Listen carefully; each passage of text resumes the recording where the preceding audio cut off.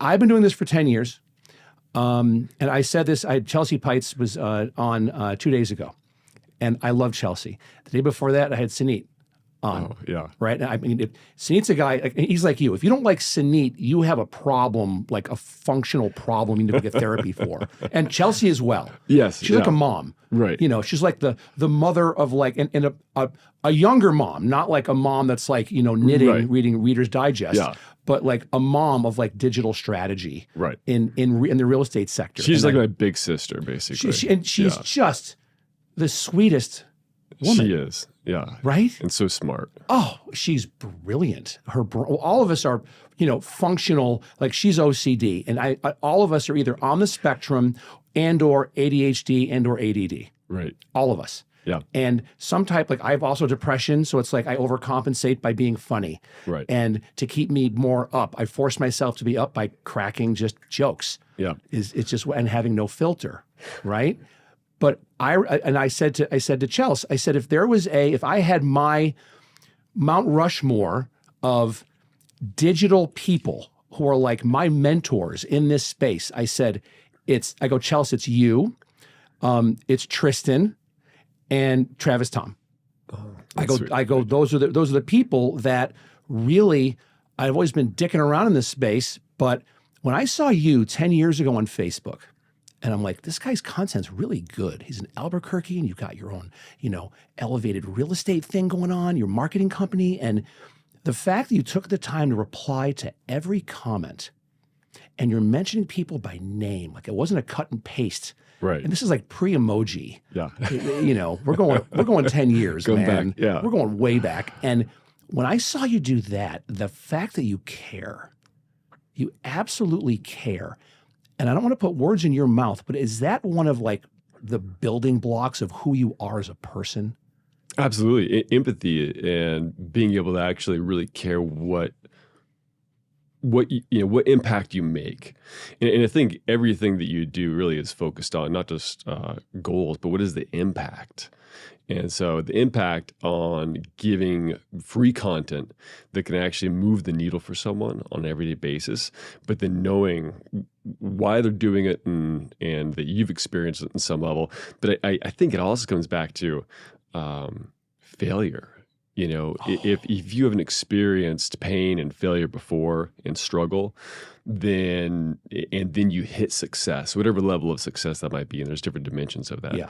But you have to be able to reach kind of, you know, not too far back and say, hey, I've been there, and I'm going to contribute, and I'm going to make sure that they actually get something from this so that they can actually execute, and it's going to make money. It's going to change their life. It's going to provide, you know, some sort of golden nugget to win back time, whatever it might be. Yeah, absolutely. It's one more person on my Mount Rushmore, Glenda Baker.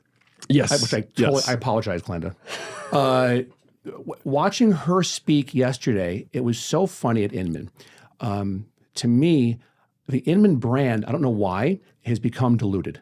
And I don't know why, and I'm going to say it, because this is my 7th one, gone to them in San Francisco, and it was like ballers. Right, 4,000 plus people. In huge. A packed room. Yeah. This is before homeless people shitting on the sidewalks with an app to navigate around their shit, literally. But like watching Gary Keller and Brad Inman go at it for an hour with a whiteboard or an easel. Yeah. Wow. Oh, and that's when I was like, oh.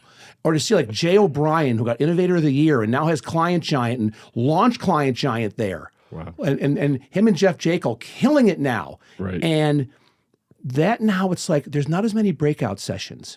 Mm-hmm. There's not as many people sharing what they're doing. Yep. And that's where I'm seeing a marked decline now in attendance at Inman, but also the amount of stuff that they're offering to feed my brain. Right. And I'm sad about that. Yeah. You know, I'm sad because I like Brad. I think his heart's in the right place.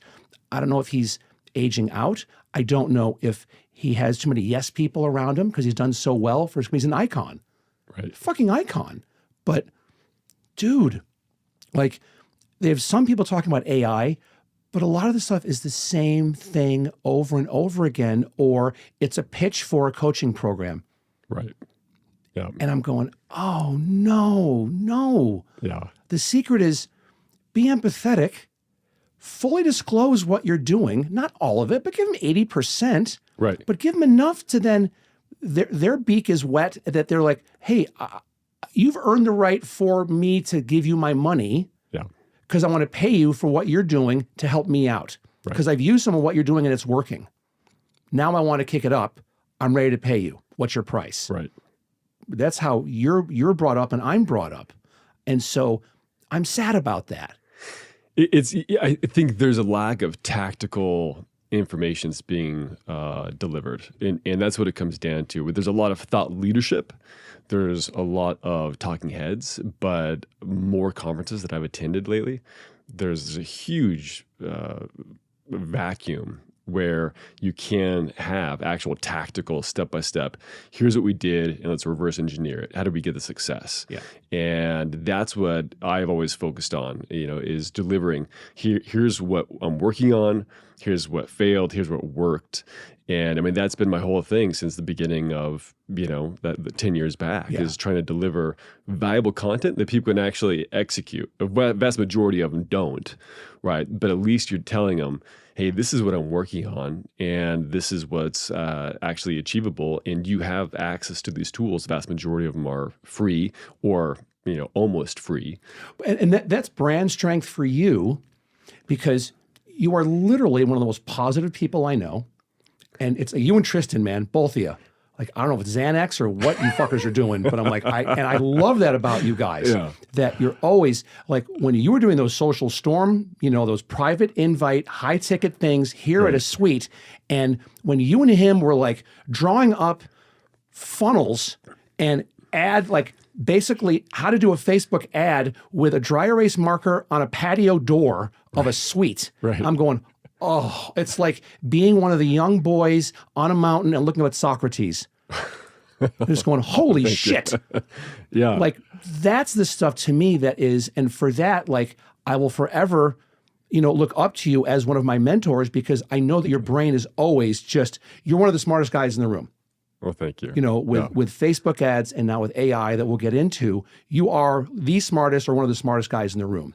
It's, when Tristan has said this, when you're in the room, it's like you're getting a doctorate in Facebook ads because you just go, right. And it's incredible. Your wife is a saint because I don't know if Pillow Talk is like tofu, mofu, like what's going on. Right. But it's incredible what you've done. And now for you to market, your own stuff with Walled Garden, and which is incredible that we'll talk about that.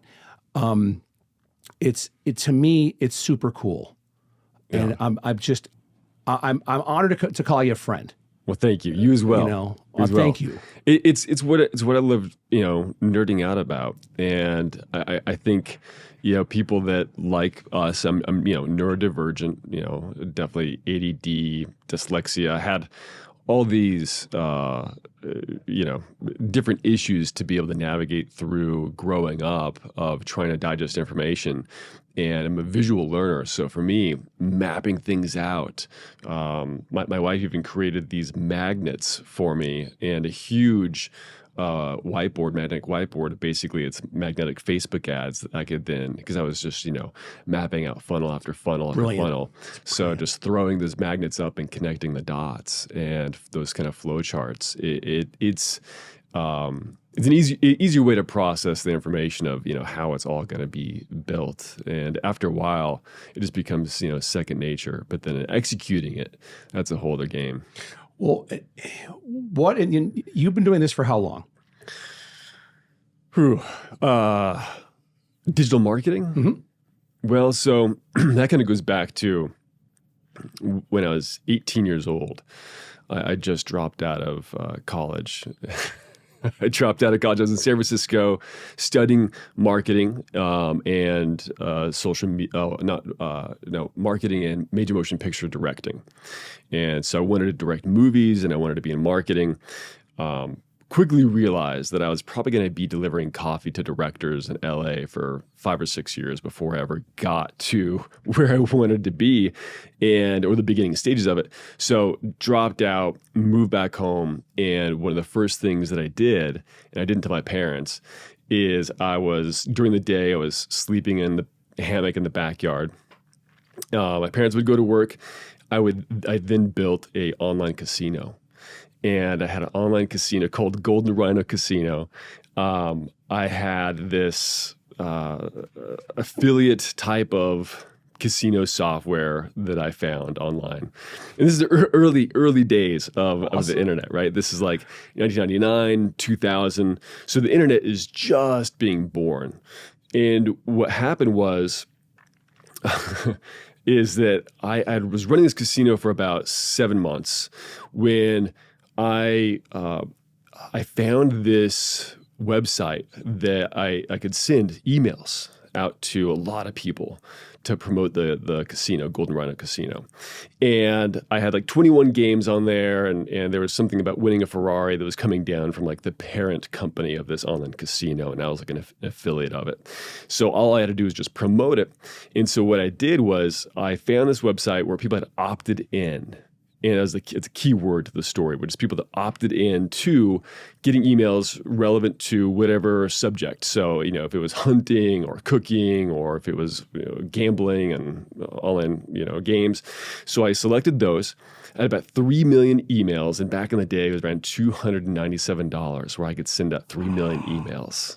Right? This is like the early days where things I remember going to the movies and it cost a quarter. That shit. Yeah, right. Awesome. Yeah, it was so cheap. So I sent out 3 million emails, and I was just kind of like, all right, this is obviously going to make some money. I'm going to get a ton of traffic. They're going to opt in. I can play some games. I'm going to, make who knows how much money. So it was crickets. Not much really kind of happened. Kind of forgot.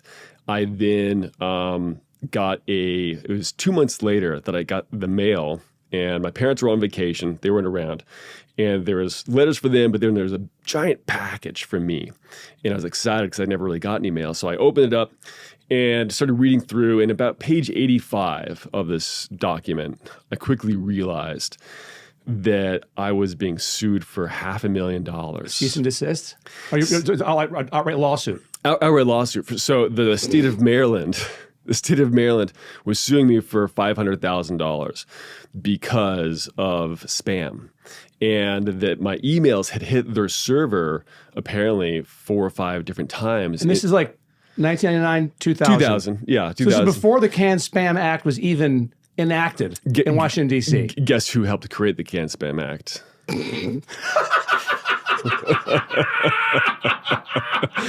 Right? So... Fast forward a little bit. Yes. The fuck you, Canned Spam Act, by the way. Yeah, seriously, it's such a headache. Sorry, everyone, for putting everyone through Sorry, that. not sorry. Fuck you. Go ahead, continue. And so I had to bring it up to my dad. I said, so, I created an online casino and I got sued for $500,000. How old are you? What's going on? I'm 18 at the time. I'm 18. How'd your dad react? Actually surprisingly well. He was like, well, number one. I'm proud of you. Yeah, he was. Great. Yeah, yes, he said, hugged you. Right. He said, first thing, I'm proud that you created your own business and, yes. going after your entrepreneurial spirit. That's yes. awesome.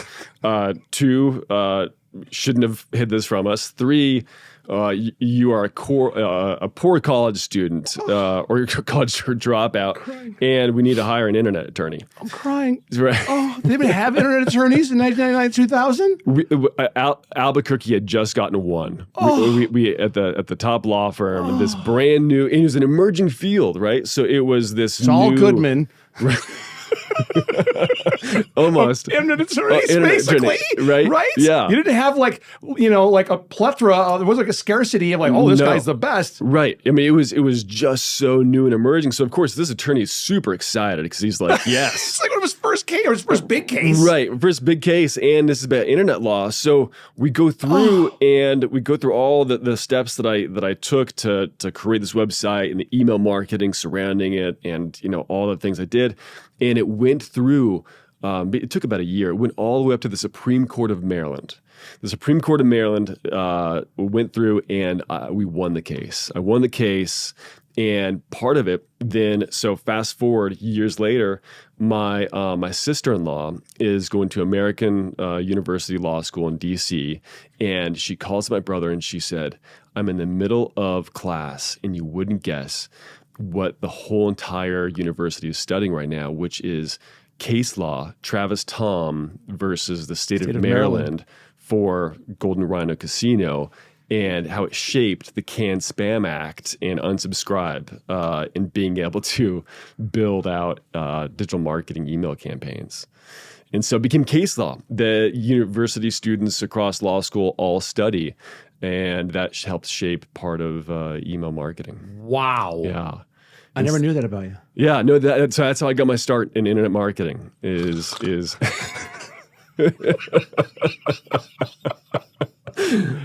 So let's fast forward to now. You are a giant in Facebook ads in the real estate sector, and well earned and well deserved. The number one thing I guarantee you freaking hear is from realtors: Facebook ads don't work. Right. I've been doing campaigns. I spent $500 last week on one. Right. I did a boost for 7 days, and I spent $10. I got nothing. Yeah. What do you say to those people? But before you want to, I know you want to shake them, right? But in a nice way. Yeah. But how do you talk to them? The Facebook, well, I mean, pretty much almost all digital marketing now is all about playing the long game, right? And really looking ahead. I think most people in real estate are always looking in 30-day kind of cycles, right? When is the next closing, right? And when am I going to be able to, put some food on the table? So 30 to 60 days, we're always looking for that kind of cycle of there's going to be some sort of ROI that's going to be immediate. Well, with Facebook is insanely good about predicting what people are going to be doing. It has over 50,000 unique data points on each one of its users. It's a massive amount of historical data. So it's identifying what we've done in the past 6 months, year. Did we click on the red button, the green button, which websites? It's collecting all of this data online and offline, predicting what we're going to be doing 6 months to a year from now. So it's really serving up audiences that are going to be focused on doing something in the near future, right?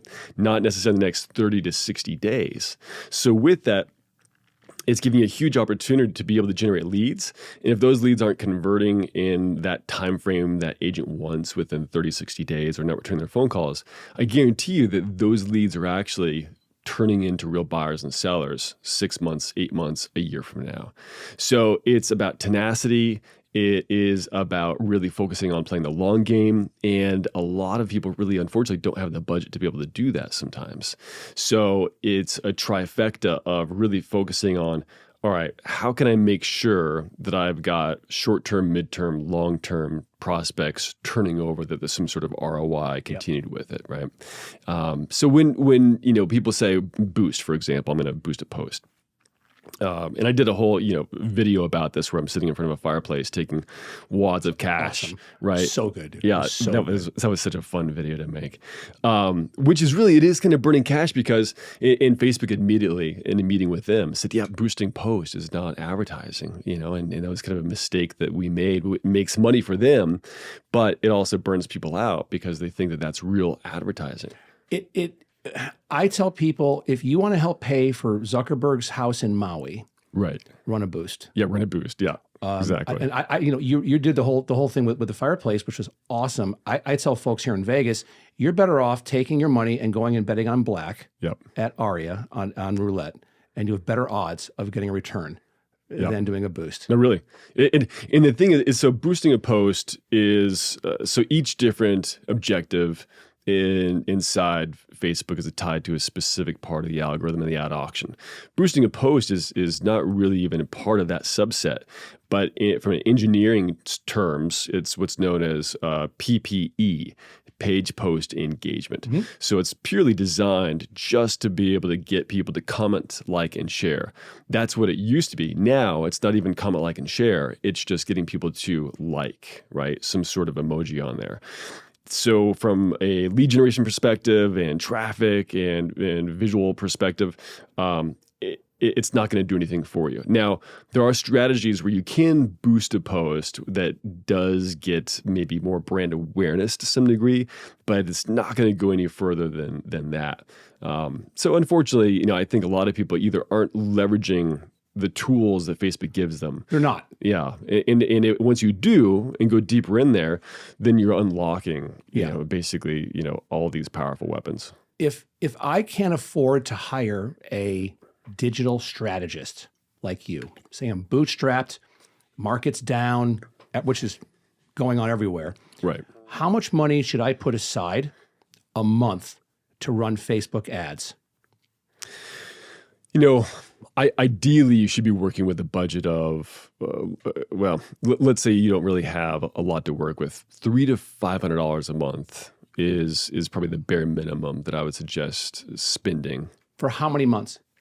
Commitment. I say with anything, any kind of type of digital marketing, you need to have a minimum of 6 months. I say the same thing. Yeah.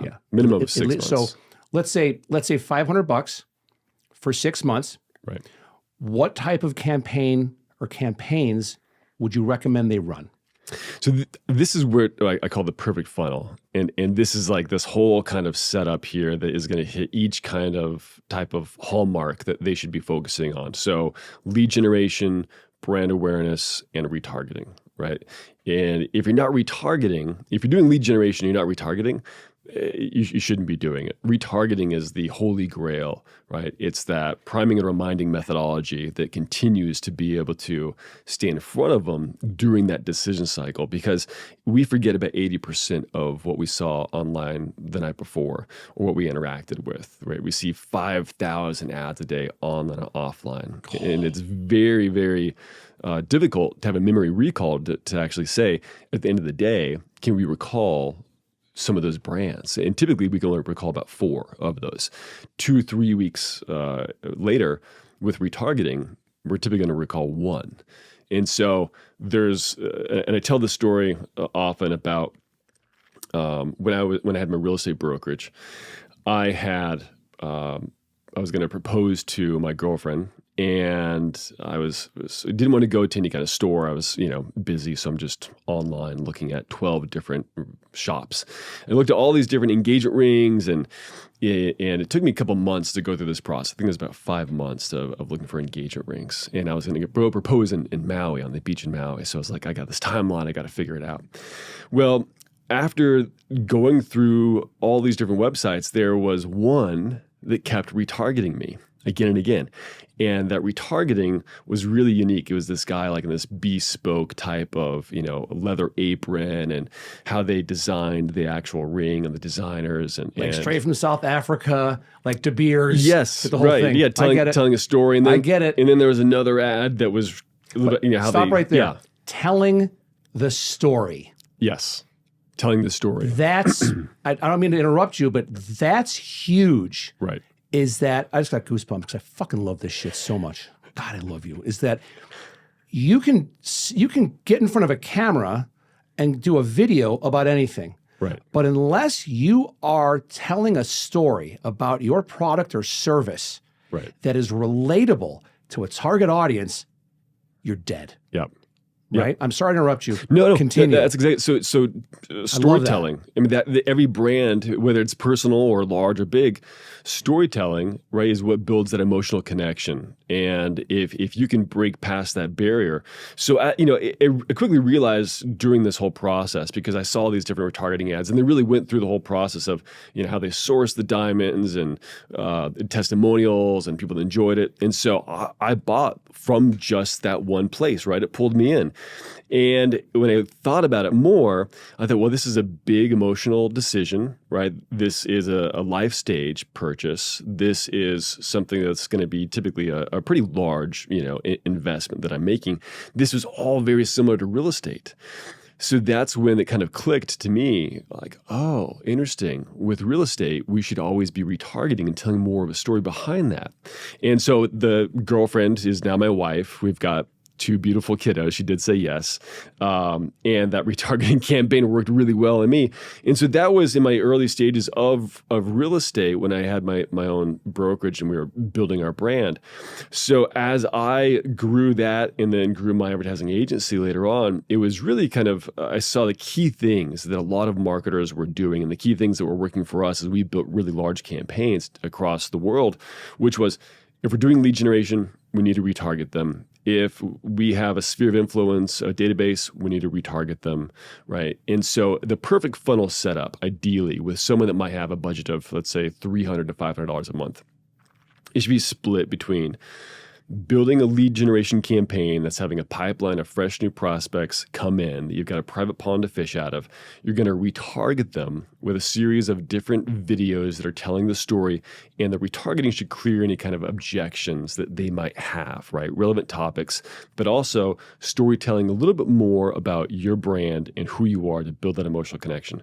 From there, you need to have a brand awareness campaign that's going out to a cold local market to build up that celebrity authority, that status, so people then can see you as the go-to person. And that's going to build up a ton of video views that eventually you're going to retarget, right? And keep in front of them. Then you've got your sphere of influence, which is your database, friends, family, past clients that you already know, love you, and trust you, and you're going to nurture that audience. So nurturing them is going to build then an opportunity to be able to get referrals. You've got your private pond to fish out of new, different leads that are coming in over the next 4, 5, 6 months to a year and beyond, and building that celebrity status within your community. And it's funny. There's a time my wife and I were going to lunch. This is also when I had the real estate brand. And we ran into this couple and they said, Travis, you're killing it. It's great to see you. I see your billboards everywhere. And I said, oh, yeah, thank you so much. Appreciate it. And they said, hey, by the way, my sister's moving back into town. I would love to get you guys together because she wants to buy a house. And I didn't correct them. I never had any billboards. I didn't have any billboards at all. Right. So, and Tony's like, why didn't you say anything? I was like, I didn't want to, embarrass them. But to them, I was famous because I was really only retargeting about 6,000 people. I had a database of 6,000 people that I consistently emailed and retargeted. So they saw me as the authority figure because all they saw online was just tons of content. Every listing we had a video, boom, a behind the scenes video content from that. And then we would email them more content around that. So it was this compounding effect where you really only have to have kind of a small group of people that you are nurturing. And then it's just going to be referrals. It's going to be brand love, and it's going to allow you to scale and grow. How do you run ads? Say if I'm a realtor and I'm new, but I've got $500 and I'll commit to 6 months because if I can get one deal from that, it more than pays for my investment. So that's a net return. I love it. How do I run a campaign to my SOI since I don't have anybody else yet? Say I've got 400 or 500 people in my phone. Right. That I have their emails and phone numbers and all that stuff. How would I run, can I run Facebook ads to them? And how do I do that? Absolutely. There's different tools to be able to download a list from your phone that it turns it into a CSV file. There's small plethora of different tools to be able to do that, but you really want to have 7 key identifiers. That's what Facebook's looking for, which is name, email, phone, city, state, and zip code. That's the main list that you really want a CSV file to be able to upload to Facebook and Instagram. That user ID match, that connection there is typically about a 65 to 70% match rate. Post iOS 14, those different changes, it's, depending on the quality of the content list you have, it's about 60%. So the more that you have, the merrier, that's better. And then there's kind of custom audience stacking, what I call that custom audience stacking. If you've got a smaller list of an SOI, then sometimes it might be harder for Facebook, depending on the objective that you're choosing, to deliver and push those ads out. So you need to do some custom audience stacking. So that's when you say, okay, with the content I'm going to create, can it be more than just dedicated to the sphere of influence? Can it be to a neighborhood or anything else? That's when you go talk to your favorite title rep and say, hey, I want to get a list of this community and digitally farm this community. Download that, get that, add your SOI to that. So that now Facebook says, oh, you got an audience of 4,000, 5,000 people. We're going to push this out because it's a healthy enough size of a custom audience. And you've included your list in there. So it's going to nurture your database and some sort of community or whatever homeowner list you have. What's the minimum amount I should have for a custom audience? Is it 3,000, 5,000? Is there a sweet spot that I know that this is going to get me where Facebook Meta is going to, this will make them happy? Right. For ad delivery, for it to really push out, to be able to saturate an audience, you really want around a little above 3,000. Minimum you can do 500. I've engineered walled garden, for example, to be able to take a list of 500 and for it to saturate that audience with a high frequency. But if you're doing it on your own, you're typically going to be able to have a pretty healthy list, because otherwise, if it's too small, Facebook will kind of suppress it and say, hey, you're kind of spamming this list. They're seeing your ads 10 times, a week. we can't have that. So you want a list of, 3,000 to 5,000 people in there to be able to have enough runway where they're going to see the ad maybe about twice a week. And frequency is key too. Okay. And for people that are watching, everyone has ADHD, because they're all real estate people that watch this podcast for the most part, which is cool. And it comes down to, say you've got 500 people in your contacts, but really you need 2,500 more. Right. You can go to your title rep. They can pull a lot of that data for you for free. Right. And so that's giving you the extra 25, or even the more the merrier. Yep. That if you've got 4,500, then you're at 5,000, even better. Right. And ask them for the search criteria that you need, that you're looking for, demographic, geographic, whatever, surnames, ethnic surnames. They can pull all that for you. Yep. If they can't, your title rep sucks. And all the big title companies can do this for you. So they get that. And then let's talk about retargeting. Yeah. Because for a lot of people, it is like, well, how do I set that up? And what do I do? And so if I'm like, you're like ChatGPT to me right now. Right. And so acting as a fifth grader who is a master retargeter for Facebook ads, walk me through the process of a retargeting campaign. Absolutely. So Facebook, start there, right? Go to Facebook, go to your ads manager, right? Typically the upper right-hand corner of your Facebook dashboard there, and go to ads. It's going to open up the ad manager.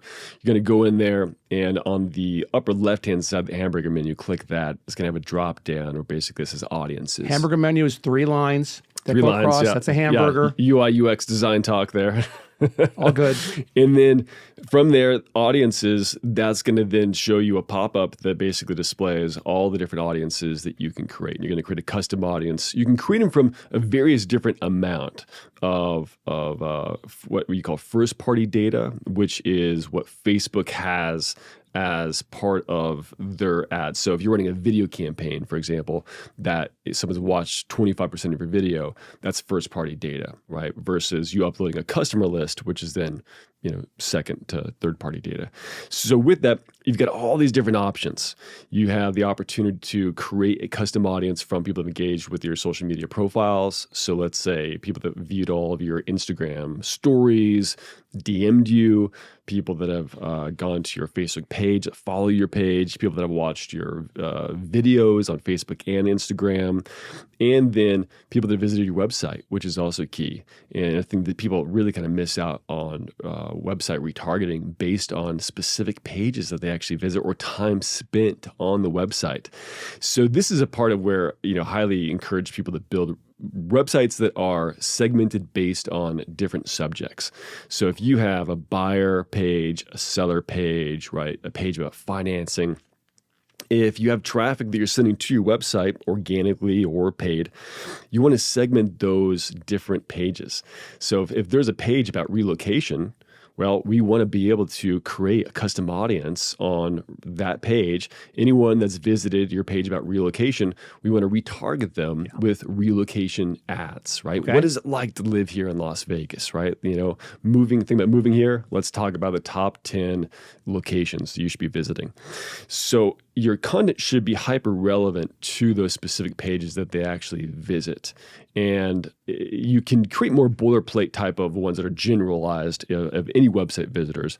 That's more of your brand story, videos, educational content.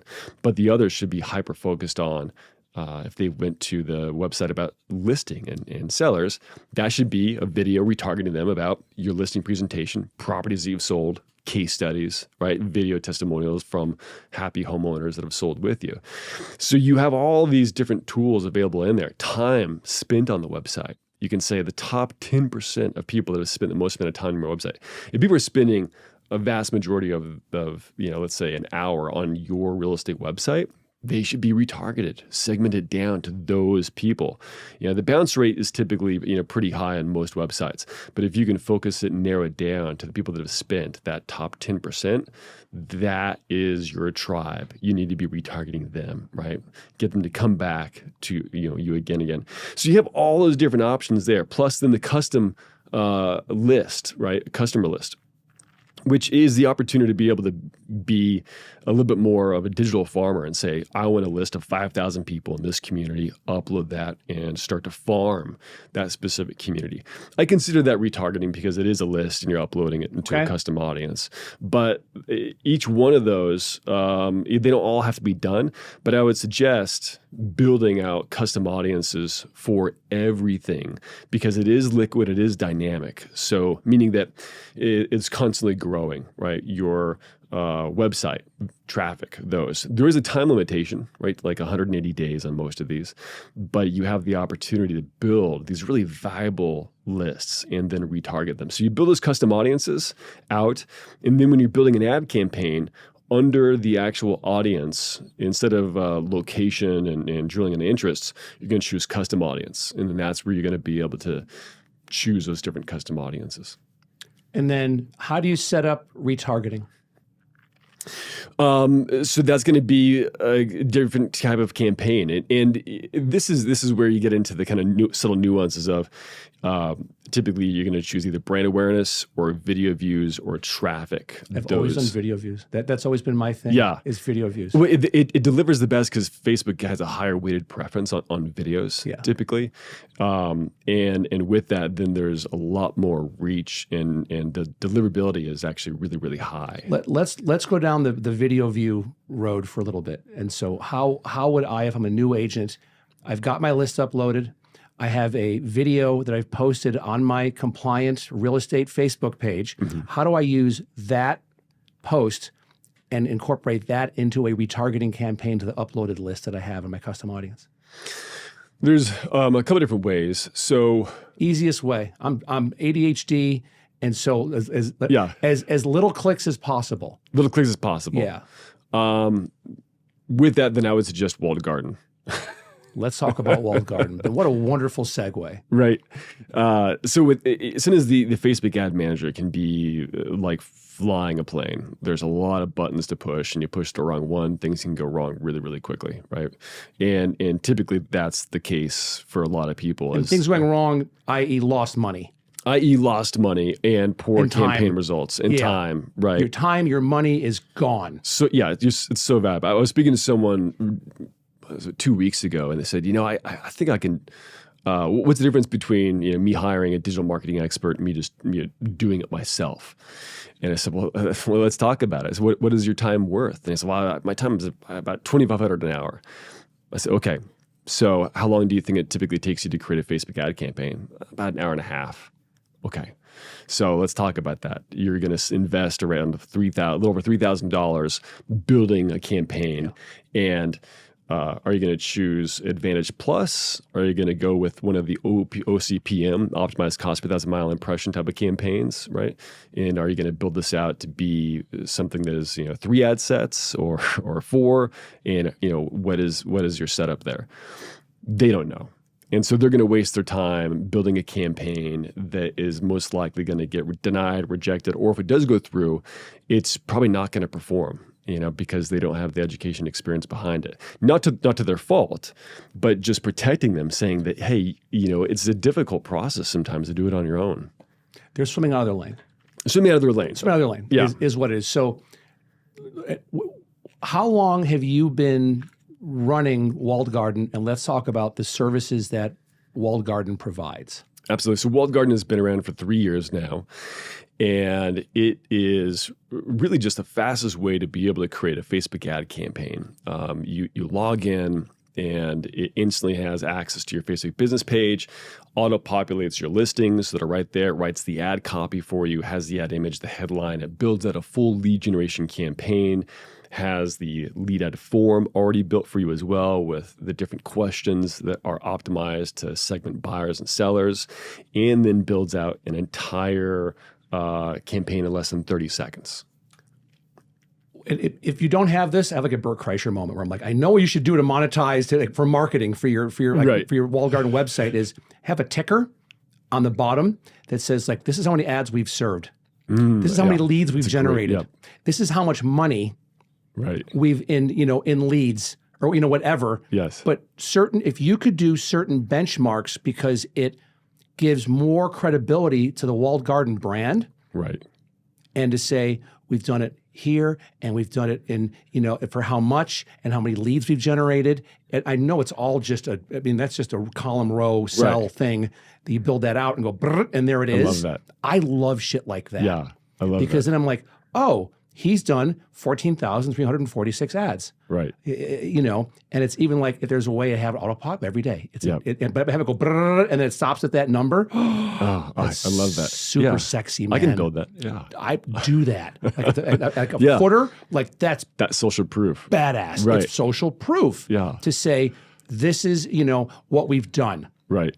I love or that. even like how many cities or how many states or countries, and to do stuff like that.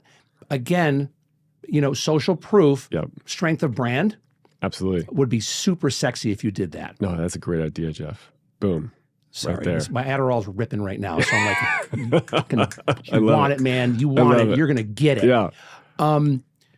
For you, in terms of the money someone is paying and the money they could be doing it on their own, that's got to be a conversation you're having all the time. Yeah, with people. Sometimes it is, and sometimes it's they say, I'm not going to touch that. Thank you. Yeah. That's who you want. That's like your perfect client. That's is someone that client. says, hey, this is my niche. I don't say niche. I'm not fucking bougie. Right. But this is my niche, and I'm a showing agent, and this is my jam, and I do pretty well. Go. Yep. Now, do you work with selling agents, buying agents, lenders? What different facets does Walled Garden encompass to help out with Facebook ads? Well, all of them. And this is the cool part that we've added on to Walled Garden is that you have the opportunity to upload video ads to retarget different audiences. You have the opportunity to we're rolling out this new feature that's coming out in about 2 weeks, which is you can create your own lead ad. So if you're promoting, let's say, a special buyer seminar event and you want to promote that, 3 steps, boom, you got a whole Facebook lead ad that you're uploading your own content for, buyer seller guides, right, whatever it might be. Same thing with retargeting and videos and all that. So it's not always listing specific. You can create your own, but we simplify it in just a really, really easy way. Like less than 2 minutes, you can create a full-fledged ad campaign with retargeting, right? So we have lenders that can co-market listings. So we've got a whole lender platform instead of Walled Garden too. So for a lot of lenders out there, they're like, hey, I want to co-market a listing with an agent. The software takes care of it. It's all RESPA compliant, splits the billing, automatically charges the lender, automatically charges the agent. The lender gets the leads, the agent gets the leads. Everyone's happy. When you present it on Thursday, when we're over at the agents at Urbanist we're going to, definitely tell people that. because if they're, I mean, I know some people are going to be there. It'll be a decent crowd. That if someone there is already working with a lender, and I work with a couple lenders in town. I have a lot of them are my friends, and I mean they're just getting murdered right now. With the way the market is, oh my God. But their thing is they always I reverse engineer everything. You know how I work, and they're getting hit up all the time from agents for money, because they can legally 50% they can help with marketing, right? And this platform though is like we have proof it works. Right. I've been doing this thing for years, Travis, and so you come in, it's compliant, co-branded, ready to go, and you'll get leads from it. Right. You'll get the leads that you can then run on. Yep. That go and I assume go right into like Follow Up Boss or Sync or whatever top producer, whatever CRM du jour they have. You work with all of them, and then so they get the alerts, and then their own stuff can also start. Them through Zapier or whatever. This stuff then could triggers get pulled to go. Exactly. Right. Yep. It all does it for them. So you just set it up, connect to Zapier integration or whatever type of CRM you have, and then you press a couple of buttons and it's launched. It Zapier or Zapier? Because they say a Zap. So I'm like, that's always confused me because I've been using that platform since almost day one. Right. Yeah. And I'm like, it's like data. I don't know. Right. Yeah, right. Tomato. I'm an idiot. I should fucking call them and go see how they answer the phone. Right. However, like the admin or however the receptionist answers the phone, well, then that's it. I never knew that. I'm trying to remember. I attended one of the webinars recently, and I don't know what they called it. Let me know. Text me sometime. Yeah, it was a full AI webinar. If you ever, get back. And we're talking about AI too, by the way. But we're good on time. Yeah. What do you charge? Like, get a drink. I got you. So, if I'm a realtor and I'm watching this, and by the way, I'm going to have links to Walled Garden, and all of Travis's links will be in every single short form video from this podcast, as well as the long form that'll get pushed everywhere. Spotify, Apple and Google podcasts, YouTube, everywhere. So you better get a hold of Travis. No problem. Don't worry about it. How much do you cost, man? Like what's if I'm going to spend, if I know I have $500 a month, let's just keep it basic for now. Mm-hmm. What's the additional, what's the VIG? Yeah. How much juice am I paying to, because you're not free. Last time I checked, you're not a 501c3 nonprofit, and Tony would shoot you if you were all of a sudden like, oh no, honey, we're going to start doing stuff for free. And you have two wonderful kids to take care of and clothe and feed. So what's the fee that gets put on that, so people know? So I have two different companies, right? We have Elevated REM, which is our digital marketing agency, which is really all human powered. There's a creative copywriting team, we've got graphic design team, video editing team, we have funnel integration team, media buyers, from running ads on TikTok, Facebook, Google, YouTube, all of that, right? That typically, those campaigns are custom tailored built campaigns where I'm operating as a chief strategist, building out the campaign strategy, and then my team is going to implement it, and I'm overseeing it. That's a little bit more high ticket. Typically starting off at $2,000 a month management fee, and goes, ranges depending on the package you want. Doesn't include the ad spend. Doesn't include the ad spend. Correct. Yeah. It's just to get you. You're typically spending about $1,000 a month in minimum in ad spend. So your monthly investment at Elevated is about $3,000, right? So we'll call that $3 for the higher end. If you're looking for the Cadillac with the curb feelers, and the whole thing all pimped out. Right. Entry is going to cost you $3,000 to get your ads out, but your ads are getting out well and done right and managed. Yes, and a full team of experts. And a full team. Yeah. So what about Walled Garden? Walled Garden, then you're looking at, so we are turning it to a subscription model. It's been pay as you go, where agents could jump in and they could launch an ad for $154. So that includes the ad. Your ad spend is typically, you can toggle that. It's minimum $100 in ad spend per ad that you have there. And we've got some small service fees associated with it. It's bare minimum $154 total to launch an ad, right? Okay. That's all done in less than 30 seconds. Software launches that. Single property website is built for you in less than 50 milliseconds. I mean, it is a machine, right? It's built to perform. at the highest level.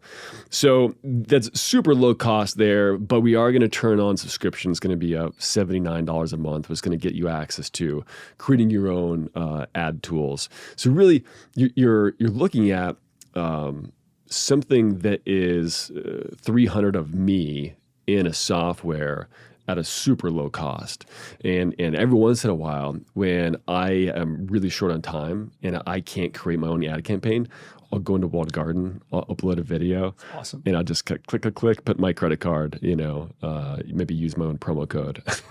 Launch a campaign just to get it out the door. And it's funny. Love that. I have personally, and these are on smaller scale campaigns, not like the things we do at Elevated, but every once in a while to test things out, I'll create a campaign in Walled Garden for, let's say, a lead generation for a property, and then I'll go into Facebook and I'll replicate the same campaign.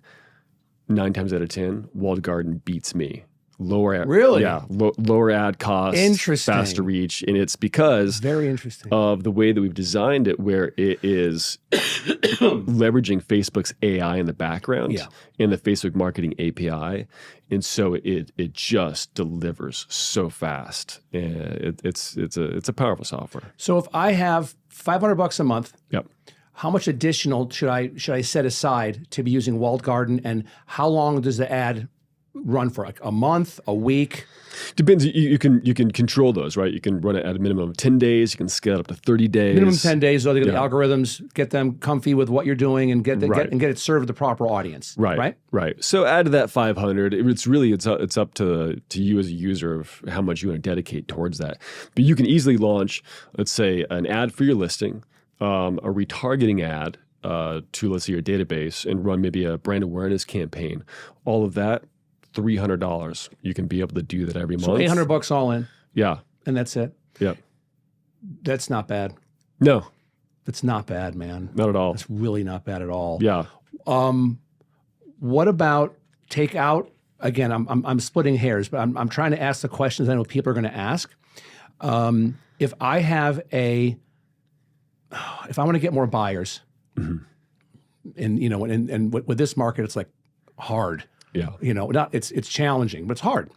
And I'm going to run a buyer campaign. That's it. I'm not going to, no SOI, nothing else. Right. What Walled Garden product would you recommend, and how much? If you have a listing that's an ideal situation, then you're going to be able to launch an ad campaign pretty quickly, right? Less than 30 seconds. Yeah, the listings are easy. Listings are those are great. You can borrow someone else's, just like you're doing for an open house. Say, hey, I saw that you just listed a new property. I wanted to get it out there for you. Do you mind if I run a campaign for yours? And leverage that. You can find their information. It's a great idea. Yeah. Okay. Leverage their listing, right? Just like you can hold an open house for someone on a weekend, except, a lot less time consuming. A lot less. Low energy. Yeah. Besides that, really it's all property centric type of items. That's where you get the most amount of buyers coming through, is all property. There's, educational content like buyer guides that you can put out there. But typically, most buyers are consuming what's going to happen or what to expect through short form video. Oh, yeah. Right. So they're already pre-educated in some form or fashion. So if you're turning it into lead generation, you're typically going to want to then have, let's say, offering a list of properties priced at a specific price range. Yeah. Do I have to be a licensed realtor in order to sign up and use Walled Garden? As of today, you do need to be able to have access to the MLS. Okay. Right. So I have to have a license, of an MLS number to put in, and all that stuff. But very soon, no. Okay. Yeah, we're going to open it up to all industries. And by the way, this will get dropped probably and we're the first week, beginning of the second week, and it's the 9th of August right now. This will probably drop in about a month. Right. Okay. Yep. So 5 weeks, 4 to 6 weeks, yeah. let's say, is when this will get dropped. Right. So no, you if you're a marketer, you can leverage it. If you own, let's say, a smoothie company, or you're running ads for shoes, I want to market my podcast. Yeah. Yeah, we're opening it up to all industries. So we found that we've got a lot of different people that say, "Hey, I've got a flower shop. I want to run ads." There's a 100% chance I'll use you. Yeah, perfect. Definitely, I will definitely do it. Perfect. Yeah, we're opening up to all industries for. I love that. Anyone and everyone. Because dude, your brain is so big. All right. And I'm saying this as your friend, that you are a Bugatti, which is like a 12-cylinder supercar running on 8 cylinders. Yeah. Just marketing to fucking real estate agents. Yeah. Because there's other people that are out there Yeah. that can, and that's what my buddies that, Jeff and Jay that have Client Giant, which is the #1 gifting platform on the planet. And I've told them, like, they're killing it now. Like, they just did a thing with, who's the younger Ferry? Thom? There's Mike and Thom. I think it's Thom. Thom Ferry, they just announced a thing last week. And I commented on Jeff Jacob when he did it. I go, dude, I told you guys 5 years ago, you're getting the fucking Happy Gilmore check. It's coming. Yeah. And it's going to be from Gary Keller or Thom Ferry or, Refkin at Compass. Someone's going to come. Right. And they're going to do a Shark Tank thing and go, don't touch a thing. Yep. We're going to bring you in-house, though. Yep. We're global. And here's a big goddamn check.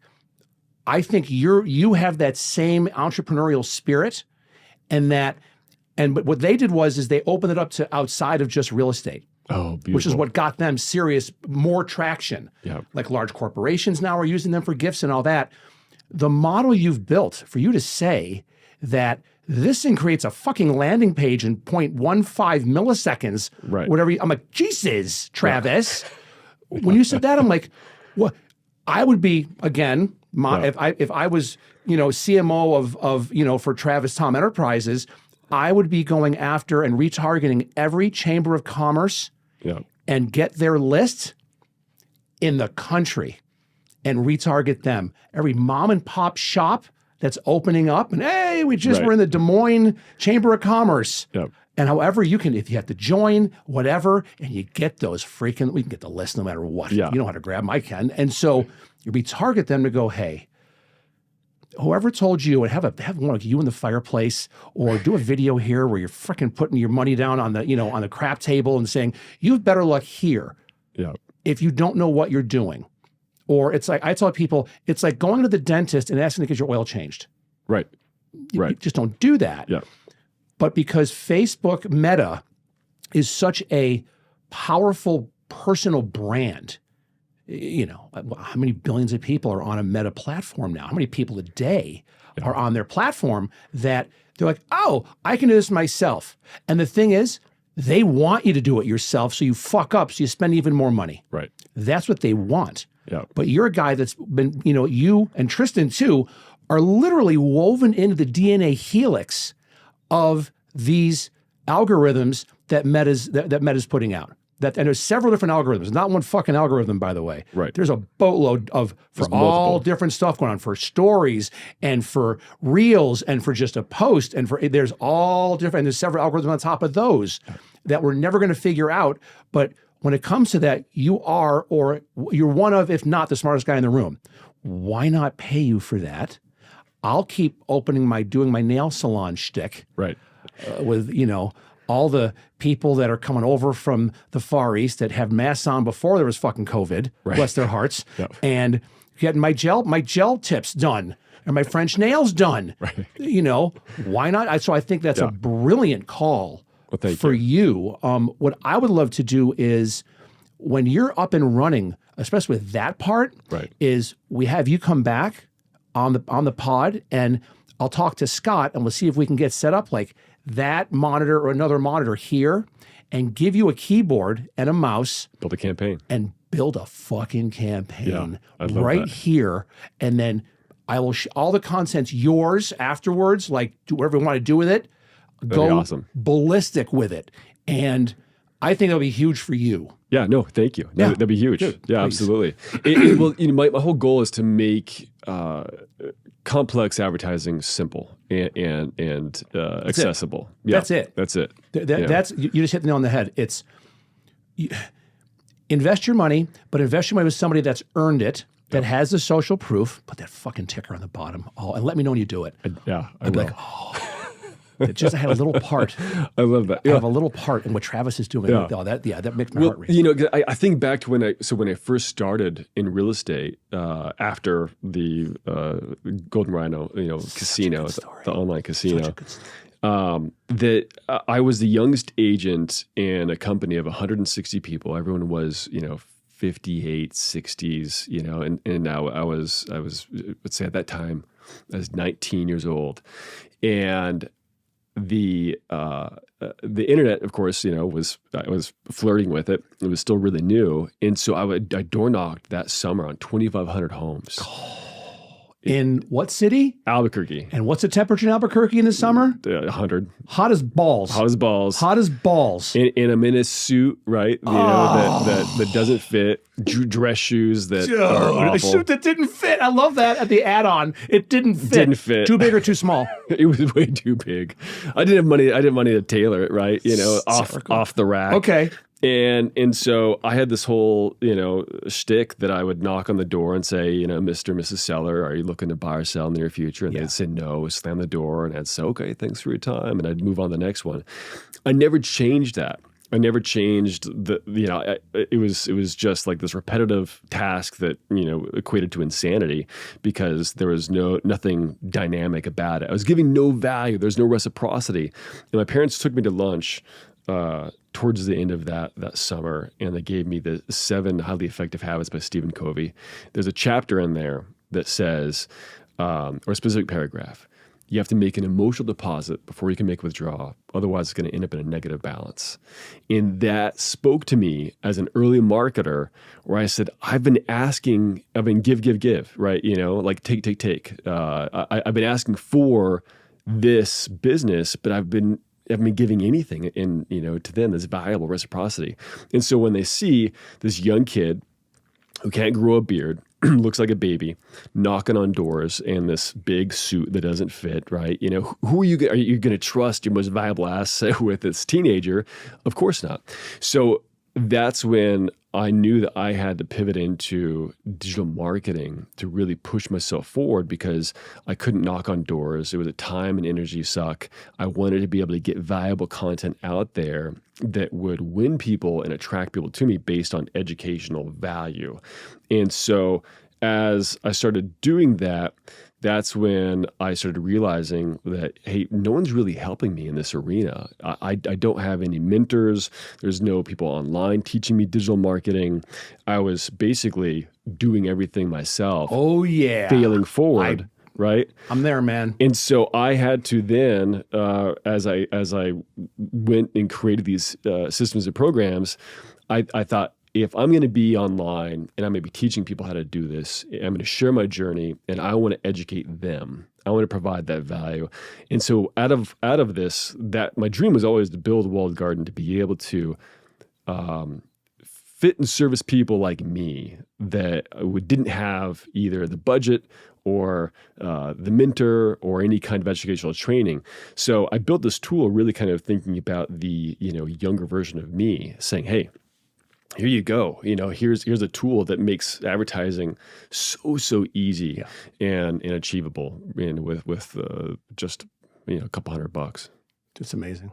It's so cool. Thank you for coming in. Thank you for having me. This has been awesome. Yeah. No. Awesome. This is awesome. Yeah. Definitely want to have you back. You know, when everything is built out and ready to roll. To have you back and to have you literally like in real time be building stuff out. Would be super sexy. Yeah, it'd be my honor. I get goosebumps for that kind of stuff. That's better than Pornhub for me. Later today, that's what I'm doing. I'm building some campaigns before I jump into more meetings. So yeah, that's awesome. Thank you, my friend. Thank you, Jeff. Always a pleasure.